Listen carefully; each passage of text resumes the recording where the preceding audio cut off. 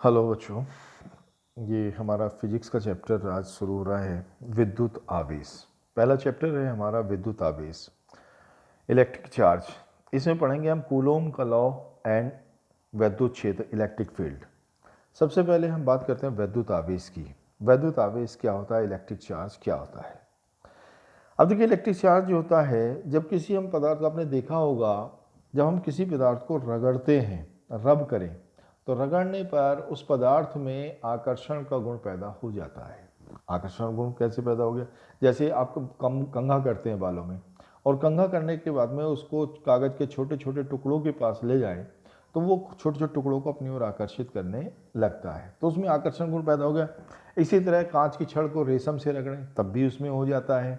ठीक है, तो इसी तरह उसमें आकर्षण, तो ये जो आकर्षण का गुण पैदा हुआ है, इसी गुण को हम विद्युत कहते हैं, और अर्थात चार्ज कहते हैं, और वस्तु हमारी ये आवेशित कहलाती है। ठीक है, तो हम डेफिनेशंस की अगर बात करें, तो विद्युत आवेश किसी पदार्थ का वह गुण है जिसके कारण उसमें वैद्युत तथा चुंबकीय प्रभाव उत्पन्न होते हैं, विद्युत आवेश कहलाता है।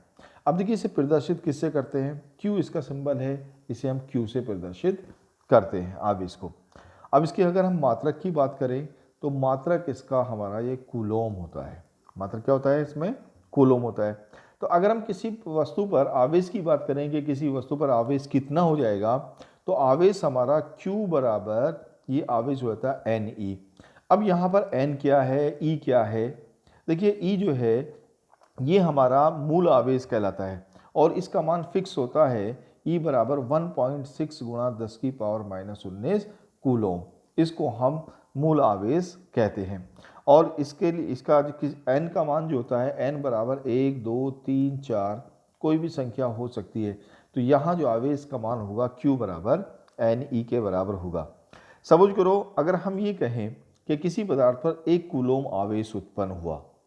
अब 1 कूलोम आवेश उत्पन्न हुआ, तो उस पर कितने इलेक्ट्रॉन्स आएंगे? कितने इलेक्ट्रॉन्स आते? क्योंकि आवेश जो उत्पन्न होता है उसमें इलेक्ट्रॉन्स आते हैं या इलेक्ट्रॉन्स जाते हैं।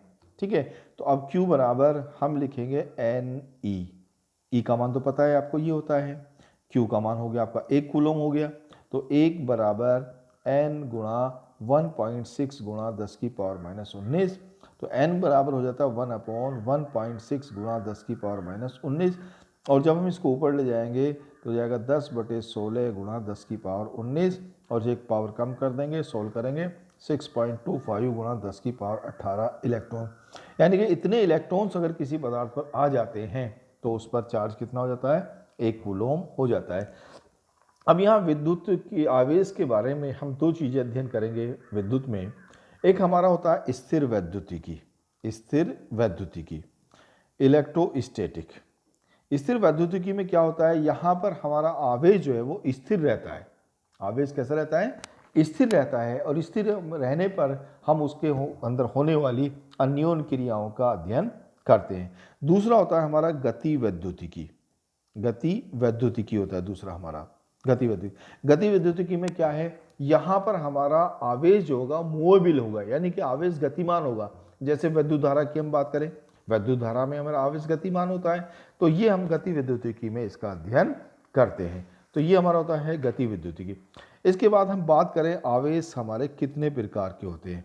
आवेशों के प्रकार, आवेश हमारे दो प्रकार के होते हैं। एक होता है हमारा धनात्मक आवेश, और एक होता है हमारा ऋणात्मक आवेश। कितने आवेश हुए? दो आवेश हुए हमारे। एक हमारा धनात्मक आवेश, पॉजिटिव चार्ज, पॉजिटिव चार्ज होता है ये हमारा, और एक होता है हमारा ऋणात्मक आवेश, इसको हम नेगेटिव चार्ज कहते हैं। तो आवेश दो प्रकार के हो गए। अगर आप ये ऋणावेश कब होता है, धनावेश कब होता है, वस्तु धनावेशित कब होगी? यदि किसी पदार्थ पर हम देखो, कोई भी पदार्थ है उस पर प्लस और माइनस दोनों आवेश समान होते हैं। अगर अब इसके लिए इलेक्ट्रॉन सिद्धांत से आसानी से समझा जा सकता है। इलेक्ट्रॉन सिद्धांत में क्या है, ये हमारा कोई भी पदार्थ परमाणु से मिलकर बना है, और परमाणु में एक होता है हमारा नाभिक होता है, और नाभिक के चारों ओर इलेक्ट्रॉन्स जो हैं वो चक्कर लगाते रहते हैं। इलेक्ट्रॉन्स अपनी अपनी कक्षाओं में चक्कर लगाते रहते हैं। नाभिक के अंदर हमारे जो चार्ज होते हैं, वो जो होते हैं हमारे अंदर कण, वो होता है प्रोटॉन और न्यूट्रॉन होता है। प्रोटॉन पर हमारा कोई आवेश नहीं होता, जबकि हमारा न्यूट्रॉन जो होता है वो उदासीन होता है। अब जब न्यूट्रॉन उदासीन होता है और प्रोटॉन पर धनावेश होता है और ये नाभिक के अंदर रहता है, नाभिक से अलग नहीं हो सकता प्रोटॉन। इलेक्ट्रॉन इसके चारों ओर चक्कर लगाते रहते हैं अपनी अपनी कक्षाओं में। जो इलेक्ट्रॉन नाभिक के जितने ज़्यादा करीब होता है उस पर आकर्षण बल उतना ही अधिक होता है, क्योंकि प्लस और माइनस दोनों आकर्षित करते हैं। तो अब जो दूर होंगे उन पर उतना ही आकर्षण कम होगा। तो क्या होता है जब घर्षण का, इससे या तो इलेक्ट्रॉन चले जाते हैं और या इलेक्ट्रॉन आ जाते हैं। यदि अब दोनों पर चार्ज जो होता है, किसी परमाणु जब उदासीन होता है तो प्लस का चार्ज और माइनस का चार्ज दोनों की मात्राएं समान होती है।